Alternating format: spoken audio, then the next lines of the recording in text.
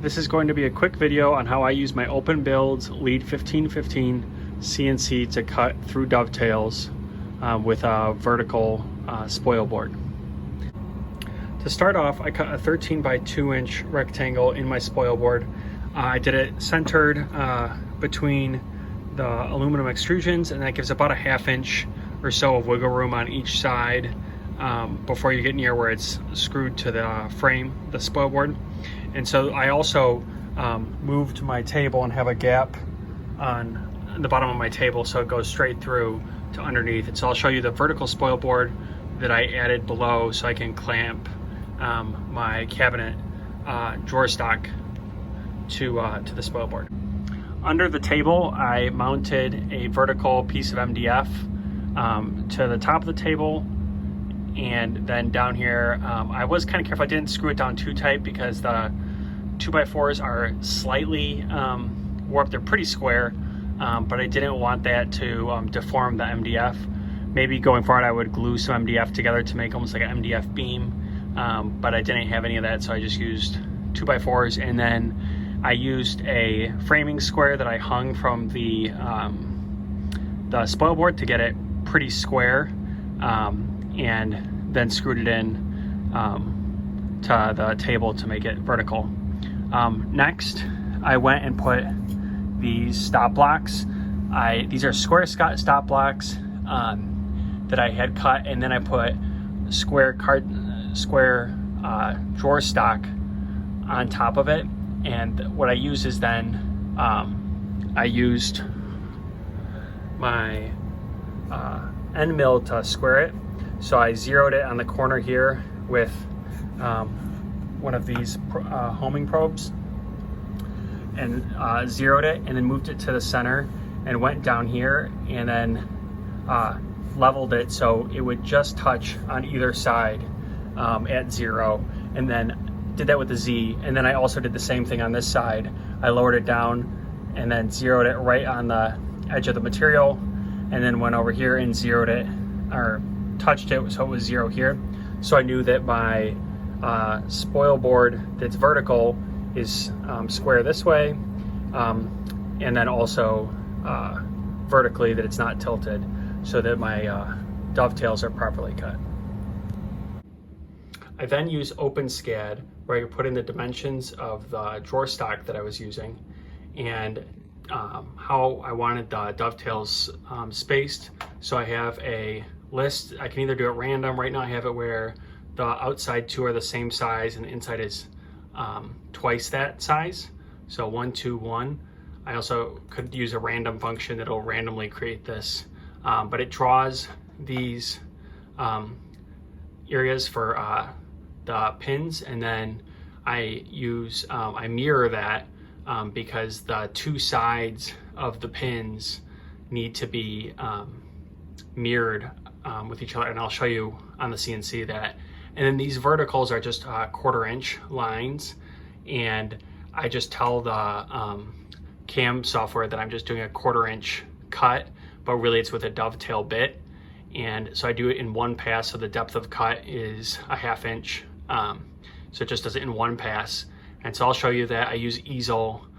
So within easel, once that DXF is imported, I split up into 3 different processes. So this is the first one, and then the mirrored, and then I have the one where I cut the dovetails. So this one I am cutting all the way through. I'm going at a very slow feed rate because it's doing a 1/2 inch depth of cut on the first one. As you can see, the depth of pass is a 1/2 inch. And so it thinks that this is just a 1/4 inch end mill that I'm using, but really it's I'm using a Diablo dovetail bit. And then these ones, just using a regular end mill, cutting this.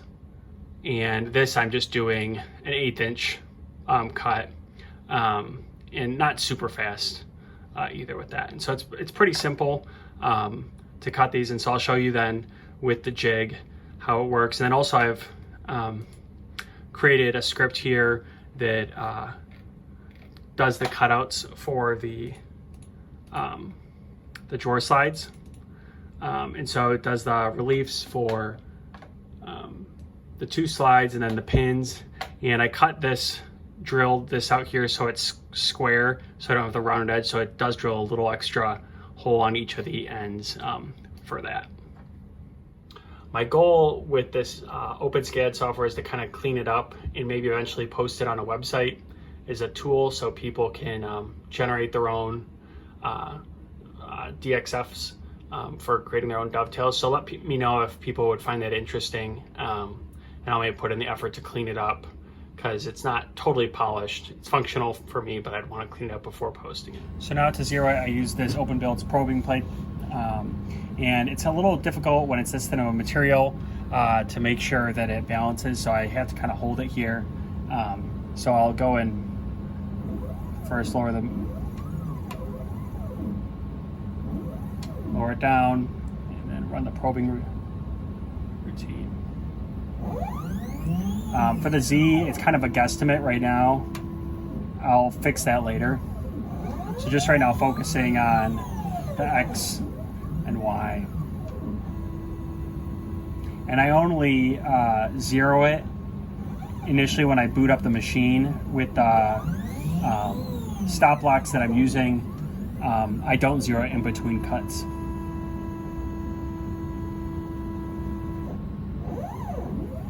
So now it's all done with the estimate. Now I'll hone in the zero, so for the Z.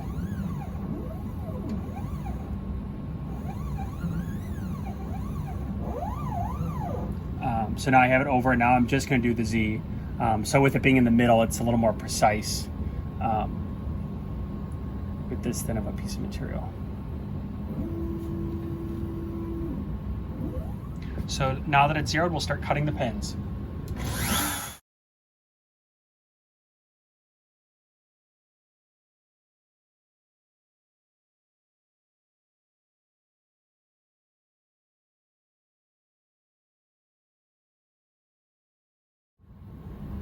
One thing to note is when I was cutting out the shapes, I do have it where it cuts a little wider than the 1/2 inch. So it goes about a 1/4 inch past either side of the board, and that's to correct for any fillet so that it's a square end and the edges here aren't rounded. Otherwise, if it was just a 1/2 inch that it was cutting out right here, it would be rounded out. So I overstep so that I don't have that issue. And then also when doing the dovetails, I'll do the same, except I overstep a 1/2 inch because the bottom of the bit is a 1/2 inch, and so I want to make sure there's clearance for the bit to fully go down, and then it crosses over and goes a 1/2 inch past before it corrects. And you'll see it also, it takes 2 passes, and that's because I have when I do this dovetail, you're gonna see it does 2 passes, and the reason for that is because I put a slight amount of wiggle room. I think it's about 1/100 of an inch or so of wiggle room, just so that the 2 boards go together to account for any error. One thing also I found useful was I use normal clamps for the most part to hold the stop blocks, but to hold the board that's being cut, I used a Craig jig clamp because it's nice just to be able to quickly undo that and have a tight grab on it versus have to spin a clamp each time. And one thing you'll notice with this, with how I said with the mirror cut, is both of these are facing outward, where it's the fatter part is outward. So that's the reason why one is mirrored. And then I use some sandpaper just to clean up some of this, and it gets a really clean cut look at the end. But that's the reason why I have the 2 mirrored ends for the pins, is because they both have to face inward, and that wouldn't work if I just rotated the board. For the dovetails, you can rotate the board because it doesn't matter. So now I've clamped a fresh board in, and we'll cut the dovetails. We do have to swap out the bit. It'll still be zeroed from when we were doing the pins from the X and Y, but I'll re-zero for the Z for the tail. I do, when I am doing the tail bit, I do zero it just with a 1/4 inch end mill for zeroing the X and Y, and then I swap this out and zero it for the Z, because with how the cutting edge is shaped on this, it won't zero properly if it doesn't perfectly hit the side with no paint on that sticks out, that's the cutting edge. One thing also I like to do when switching out the bits for doing this, I like to move it out over the spoil board so it doesn't, the end mill doesn't fall down. And also I unplug the router just for safety. So now we'll zero it on the Z-axis.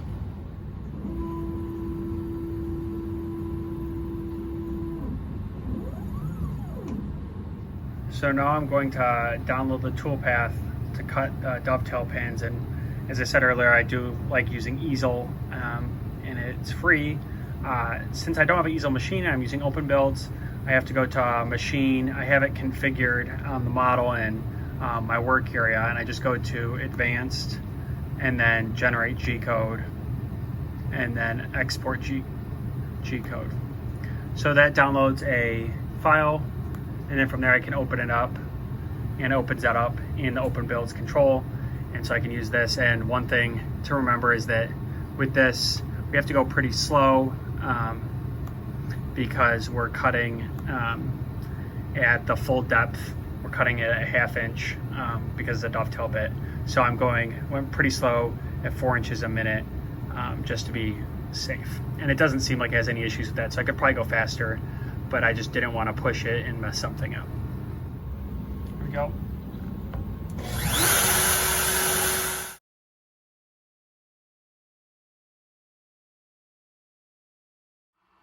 So now all we do is we flip it around and do the other side. It's kind of hard with one hand to do this, but just flip it around. My tripod broke, otherwise I'd be using that. So now that it's flipped, we'll produce this other side. So now I'm going to cut the reliefs for the drawer slides in one of the back pins. And what I did to build this square fence is I, similar to how I zeroed the spoil board to make sure it was square, is I first screwed one side in, then I would lower the end mill down, just barely touch the board and zero it, back it up, come down on this end, and then zero it again to that same axis, and then touch this up and screw it. So then this was parallel on this axis, and then I repeated the same for this axis. So I put this here, and now we'll just zero the end mill on this bottom corner.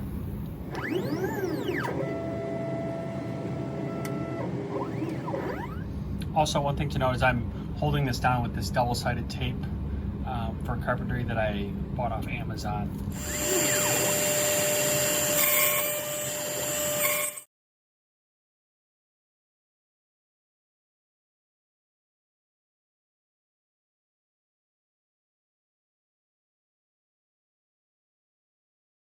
One thing to know is that these dovetails at that corner were holding on pretty small, so with relief, when it was cut out for the drawer slide, it did cut off those bottom pins, but this is in the back, so you won't ever see it, and it's just going to be hidden.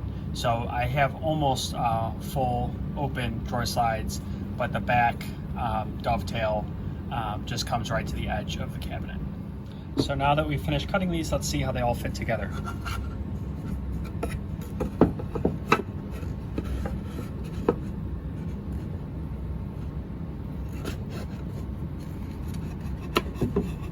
So pretty snug fit, slight bump right here, so I'll have to look into maybe calibrating that a little bit, but otherwise pretty tight and a good looking joint. And then the pins are all cut in here for the under mount sides. So if you thought this video was interesting, please like it and also subscribe to my channel. I'm right now in the process of redoing our house, and I'm going to use the CNC to build cabinets for our kitchen. We're gonna do beaded inset cabinets. So far I've manually made beaded inset cabinets for a built-in, but that's pretty time intensive. So going to use this to cut the half sheets of plywood because it's a 4x4 cutting area. So it's going to do all my dados and prep for the cabinet carcasses, and then I'm also going to look into ways to use this to cut the beaded inset. I was using a Craig jig, their setup. I just bought their bits and was using that with a custom jig. But I'm going to see if I can, instead of using the jig to cut the notches, use this CNC. I would still use a router table to cut the bead, but follow me, and I'll be trying to post videos as I go through that process. And also I'm going to try to work more in OpenSCAD to create dynamic parametric drawings. So once I'm done with all of it, I'll maybe see if I can clean it all up and post it and make kind of a tutorial on how to make kitchen cabinets using an Openbuilds CNC. Thanks for watching.